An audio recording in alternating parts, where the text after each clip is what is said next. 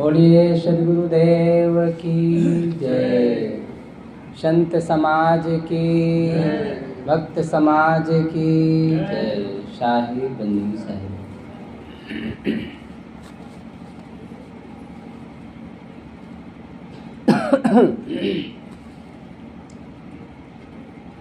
परम पूज्य गुरुदेव जी, अर्चनी बंदनी मुद मंगलमय संत समाज, धर्म प्रेमी सज्जनों, माताओं बहनों, आप लोगों के समक्ष कुछ देर कुछ बातें प्रस्तुत है।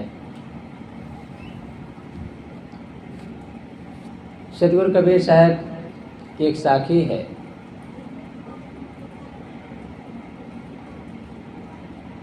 नग पसाण जग सकल है, पारख बिरला कोय।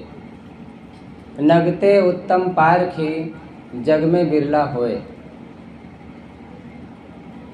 साहब इस साखी में बताते हैं कि नग सोना धातु, पसाण पत्थर, दुनिया में दोनों हैं। नग पसाण जग सकल है, पारख बिरला कोय। इनको परखने वाला कोई बिरला होता है। नग पसाण जग सकल है, पारख बिरला कोय। नगते उत्तम पारखी, जग में बिरला होए। परखने वाला नग से भी उत्तम होता है।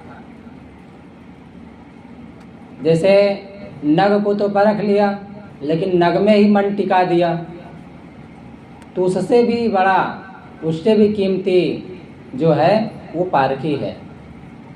परखने वाली वस्तु हो गई, जिसे परखा गया वो वस्तु हो गई, और परखने वाला खास हो गया,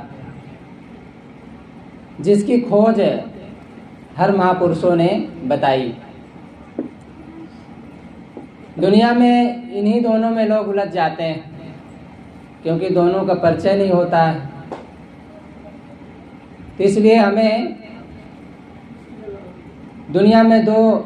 दुनिया दो से बनी है, पाप और पुण्य से, रात और दिन से, धर्म और अधर्म से, नर और नारी से ये संसार चलता है। अब हमें किससे सुख मिलता है, शांति मिलती है, वो काम करना चाहिए। हमारे मनीषियों ने, महापुरुषों ने भी शास्त्रों में बात कही है, प्रेम मार्ग और श्रेय मार्ग। प्रेम मार्ग जो बड़ा प्यारा लगता है, अच्छा लगता है। जैसे ही उसके बारे में कोई चर्चा करता है तो मन को लुभ जाता है, और ऐसा महसूस होता है कि हाँ यही सब कुछ है। बहुत प्यारा लगता है और उसमें हम जुड़ जाते हैं। प्रेम मार्ग है जैसे घर गृहस्थी का जीवन। कोई प्यार से बोलता है, पिता कहा करके, बेटा कहा करके, माँ कहा करके, भाई कहा करके, भैया कहा करके, मित्र कहा करके, और भी नाती पोता के रूप में, खेती बाड़ी धन दौलत के रूप में, ये सब सुन करके बड़ा प्यारा लगता है और ऐसा लगता है यही जीवन है। लेकिन ये ख्याल रखना है, जो शुरू में प्यारा लगता है, अच्छा लगता है, मन उसमें मोह कर लेता है, ममता कर लेता है, और उसमें इतना जुड़ाव बना लेता है कि अच्छा है, अच्छी बात है। लेकिन ये ख्याल रखना है कि बाद में उसमें दुख है, पीड़ा है, क्योंकि ये जो प्रेम मार्ग है वो क्षणभंगुर चीज़ों के लिए है। अक्सर हमारा मन वहाँ जुड़ता है क्योंकि जल्दी, अनादिकाल से उसका अभ्यास है, तो जल्दी से वो समझ में आ जाता है। संसार की बात कोई करने लगे तो जल्दी दिल में घुस जाता है, मन में घुस जाता है, और मन उसे पकड़ लेता है। एक श्रेय मार्ग है जो सद्गुणों से जुड़ा हुआ है, संतों से जुड़ा हुआ है, आत्मा से जुड़ा हुआ है, कल्याण से जुड़ा हुआ है, शांति से जुड़ा हुआ है। शुरू में रूखा लगता है, शांति की बात कोई करने लगे, संतों की संगत करने के लिए कहने लगे, सद्गुण की कमाई करो, ध्यान करो, चिंतन करो, समय निकालो, सत्संग में जाओ, तो थोड़ा से ऐसा लगता है, अजीब लगता है। समय कहाँ है, तमाम बहाने मन में आने लगता है। समय कहाँ है हमारे पास, सुबह से ये काम करना होता है, ड्यूटी जाना होता है, खेती करना पड़ता है, बच्चों को देखना पड़ता है, कहाँ सत्संग के लिए समय है। तो उसके लिए समय नहीं है। और वहाँ पर क्योंकि मन भी रुचि नहीं लेता है, सद्गुण की कमाई करने के लिए, भक्ति धर्म की कमाई करने के लिए, संतों से जुड़ने के लिए, माता पिता की सेवा के लिए, पैर छूने के लिए अथवा संत गुरुजनों के पास जाने के लिए, उनसे जुड़ करके रहने के लिए मन में कठिनाई लगती है। लेकिन अगर ये कठिनाई हम सह लें, अपने मन को मार करके उसमें जुड़ जाएं, स्वीकार लें, महसूस करें कि यही जीवन में इसकी ज़रूरत है। क्योंकि जो प्रेम मार्ग है वहाँ धन मिल सकता है, परिवार मिल सकता है, सब कुछ मिल सकता है, लेकिन सुख शांति नहीं मिल सकता है। आप जानते हैं कि धन से सुविधा मिलती है, सुख नहीं मिलता है। धन हमें सुविधा देता है, आपके पास गाड़ी नहीं है तो गाड़ी ले लीजिए, और भी बड़ी गाड़ी ले लीजिए। मकान नहीं है तो आप मकान बना लीजिए, कपड़े की कमी है तो कपड़े खरीद लीजिए। सुविधाओं का जीवन आप जी सकते हैं, लेकिन सुविधा में जीने वाला व्यक्ति सुखी भी हो ऐसा नहीं कहा जा सकता है। सुख तो सद्गुणों से आता है, जो शुरू में कठिनाई देता है, जिसमें मेहनत लगती है, परिश्रम लगता है, त्यागना पड़ता है और कुछ ऐसा जीवन जीना पड़ता है जिसमें थोड़ा सी कठिनाई महसूस होती है। लेकिन बाद में वही हमें सुकून देता है, वही सुख देता है, शांति देता है, संतोष देता है, ऐसा कुछ महसूस कराता है अंदर से कि वास्तव में यही हमारा जीवन है। अंदर से कुछ ऐसा गहराई का अनुभव करते हैं कि जो भी हम मार्ग पकड़े हैं ये बहुत ही अच्छा है। और संसार वाला जीवन शुरू में सुख देता है, जुड़ते समय। जैसे एक बच्चे की शादी होती है तो बहुत प्यार लगता है, उसको बड़ा प्यारा लगता है। ऐसा लगता है कि जब कोई लड़का दूल्हा बनता है तो उसको लगता है कि बस यही सच्चाई है। लेकिन कब तक दूल्हा रहेगा? एक ही दिन तो दूल्हा बनता है। उसके बाद फिर जो उसके जीवन में घटनाएं घटती है, केवल रोते बीतता है, जीवन भर रोता है और रोते रोते रोते रोते एक दिन मर जाता है। नहीं कोई माँ भाई बहनों से पूछ करके देख ले, शुरू में जो प्यार कहा जाता है बहनों के लिए, शुरू में शादी होती है तो पति उसे चंद्रमुखी समझता है, धीरे धीरे वही सूर्यमुखी लगने लगती है, थोड़ा थोड़ा आँच देने लगती है। लेकिन और भी जब समय बीतता है तो वही ज्वालामुखी बन जाती है, अच्छी नहीं लगती है, दर्द पैदा करती है। और वो लड़की अपने बारे में सोच ले, शुरू में जो उसे प्यार का अनुभव होता था, धीरे धीरे उसके जीवन में जो घटनाएं घटती है उसे केवल रुलाती है, वो केवल रोते रोते अपने जीवन को जीती है, हर क्षण रोने का अनुभव होता है।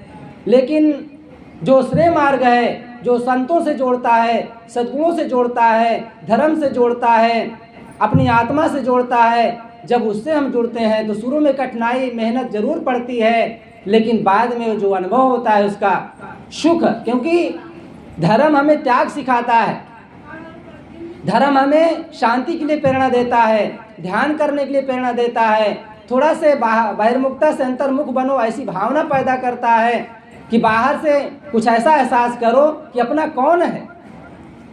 आए हैं सो जाएंगे राजा रंग फकीर, एक सिंहासन चढ़ चले एक बंधे जात जंजीर। संसार से तो सबको जाना है, एक बंद करके जाता है और एक सिंहासन में बैठ के जाता है। तो कौन सिंहासन में बैठ करके जाता है? जो श्रेय मार्ग को महसूस करता है, जो श्रेय मार्ग से जुड़ता है, अर्थात कठिनाइयों को कठिनाई नहीं समझता है, धर्म में जुड़ करके अपने जीवन को मनुष्य समझता है। क्योंकि मनुष्य जीवन में वो है, पर मनुष्य है कहाँ? गोस्वामी जी कहते हैं कि बिना सींग पूंछ का पशु, अगर वो भजन नहीं किया, धर्म नहीं किया, संतों से नहीं जुड़ा, सद्गुणों की कमाई नहीं किया, दान नहीं किया अपने जीवन में, तो क्या है? जैसे पशु जीता है वैसे वो भी जीता है।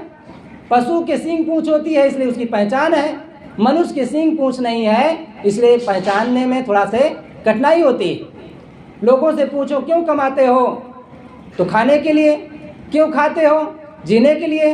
क्यों जीते हैं इसका पता है? इसका पता नहीं होता है। फिर कमाने के लिए, फिर बच्चा पैदा करने के लिए, फिर उनके साथ दर्द दुख सहने के लिए, इसलिए मानव जीवन मिला है?